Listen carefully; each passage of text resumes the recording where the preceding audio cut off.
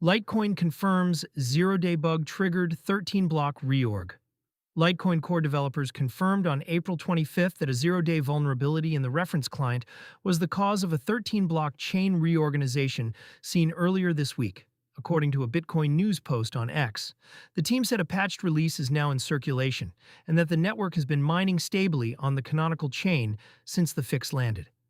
A 13-block reorg is unusually deep for any major proof-of-work network.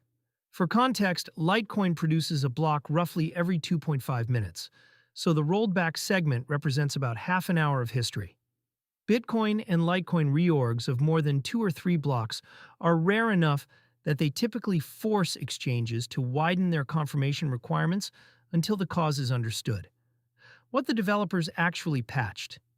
The official statement frames the issue as a zero-day and block validation logic, rather than a 51% attack or a coordinated double spend.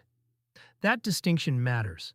A consensus bug means honest nodes running the older client temporarily disagreed about which chain was valid, and the longer chain that eventually won was produced by miners running the unpatched software. No attacker-controlled mining power. The divergence came from code, not from hash rate. Developers have asked node operators, mining pools, and exchanges to upgrade immediately. Until the supermajority of hash rate is on the patched build, there is residual risk that another fork could appear if blocks land in a way that re-triggers the bug. Why exchanges noticed first? The reorg came to public attention because several exchanges paused Litecoin deposits and withdrawals, while their nodes resynced. Exchanges typically require 6 to 12 confirmations on Litecoin before crediting a deposit. A 13-block reorg blows through that threshold and forces operators to either freeze balances or risk crediting transactions that no longer exist on the canonical chain. Coinbase, Kraken, and Binance all maintain Litecoin trading pairs and run their own validating nodes. None has reported user funds lost as a direct result of the reorg, but several flagged temporary deposit suspensions during the window. Anyone who sent LTC to an exchange in the affected period should verify on-chain that their deposit ultimately confirmed on the post-fork chain. What it means for LTC spending Litecoin sits behind several payment processors and a small number of crypto card programs that allow users to fund cards with LTC.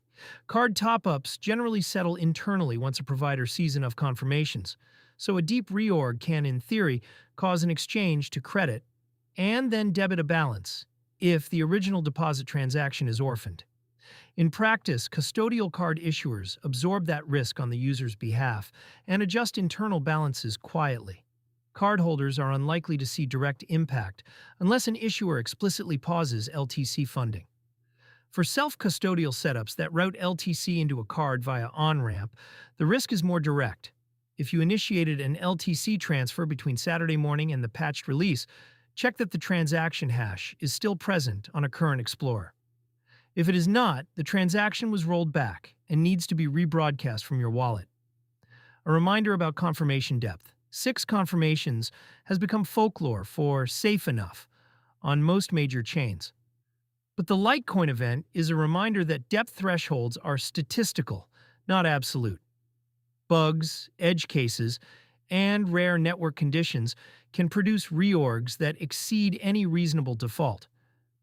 Merchants and platforms accepting larger LTC payments should review whether their confirmation policy is calibrated for normal conditions or for tail risk. The Litecoin Foundation has not yet published a full post-mortem with the technical details of the bug. That write-up is expected to follow standard responsible disclosure timing once enough nodes have upgraded that publishing the exploit details no longer creates risk.